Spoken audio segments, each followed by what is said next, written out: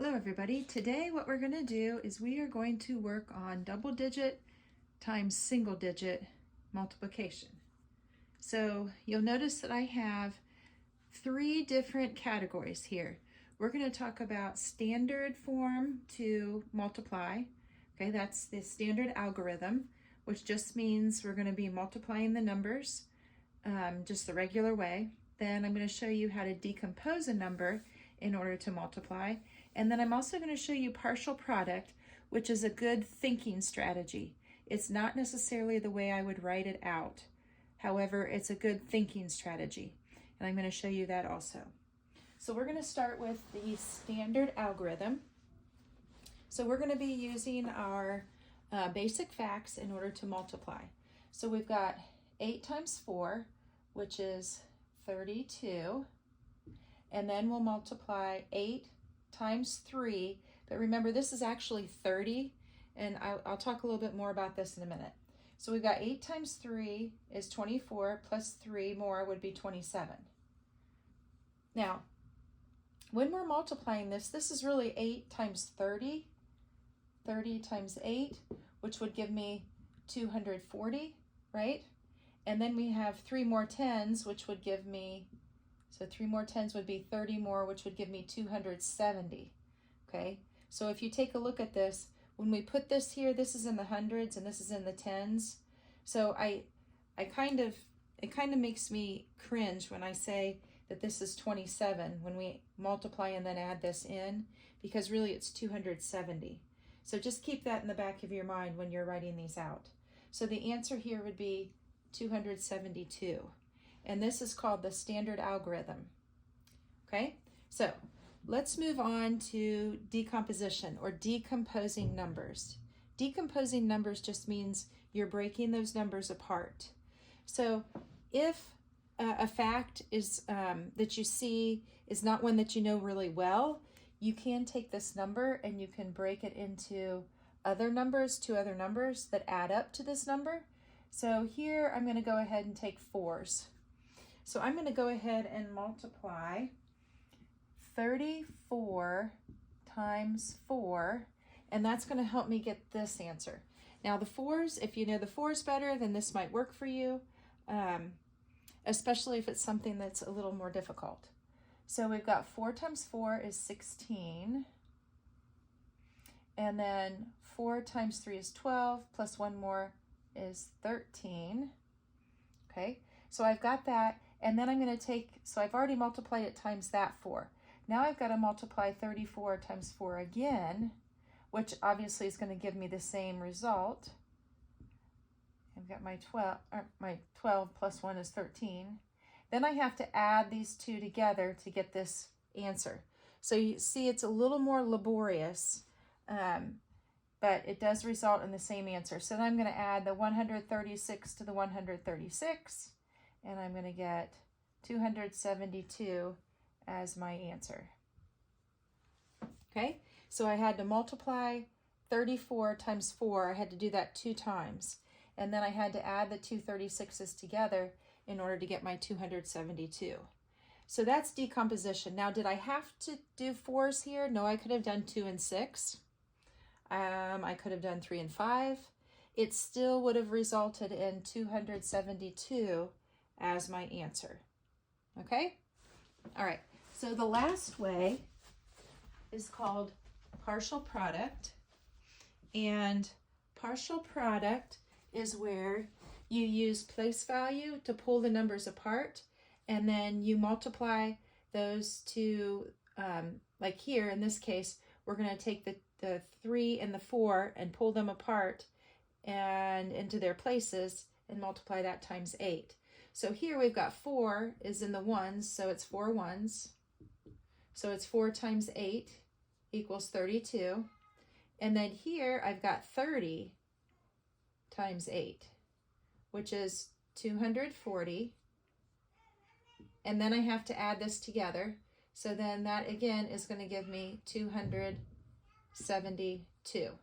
Now, this is a way that I would think it in my head. So if not writing this part out, this would be what I would think. So I would look here, and if I wanted to do it quickly for mental math, I would say 8 times 4 is 32. 8 times 30 is 240. 240 plus 32 is the 272. So this right here is a really good thinking strategy in order to get the answers quickly in your head. Now, I'm going to go over one more problem, and we'll go through all the different steps, and then I'm going to give you another one to do, and then you can come back and I will show you the answers.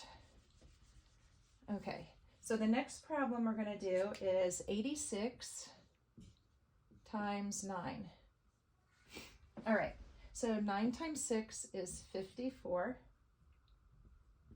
And then we have 9 times 8 is 72, plus 5 more is 77.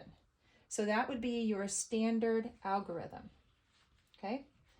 So that one is pretty basic and straightforward as far as using your facts in order to get the answer, okay? So for decomposition, we would take 86 times 9, and I could decompose the 9 in many different ways. The first ways that I think of are 6 and 3. Okay, so then I've got 86 times 6. I've got 6 times 6 is 36. 6 times 8 is 48, plus 3 is 51, and then I've got 8 times 6, or 86 times 3. 3 times 6 is 18, and then I've got 3 times 8 is 24, plus 1 is 25. So then I've got 516, I'll write it out here, 516 plus 258. That would give me 14. This would give me 7, and this would give me 7. So that would give me 774. So decomposing, like I said before, it's a little more laborious, meaning that it's a little more work, but it will give you the right answer. Now, did I have to use the 6 and the 3? No. I could have used 4 and 5. Whatever numbers you want to use are the numbers that you can use in order to decompose. Now, this is my least favorite way to do it. Now, this way, remember I told you, partial product, I'm going to write my problem here, and partial product is mainly the way I would think it. It's not necessarily the way I would write it. But this, again, this is a terrific mental math strategy. So we've got 54 and 720, right? Let me show you how I know that. I've got 72 and then add a place for the 0, right? 720. And then I've got 6 times 9, which is 54. Now I would have simply just added that in my head in order to get the 774, which is the answer. Okay, so these are 3 different ways for you to do these problems. The standard algorithm is what is in our 5th grade standards. I would like for you to get familiar with this standard. This is a terrific way to use in order to check it. If you really get stuck, decomposition would be a way to go about it in order to check to see if you have the right answer. Okay, so I'm going to give you a problem that I want you to work on. And I want you to see if you can get this answer. And in another video that I will have posted, I will go through and show you how to solve it. And then you can see if you're on your way with figuring these out. So here is the problem that I want you to try. 73 times 6.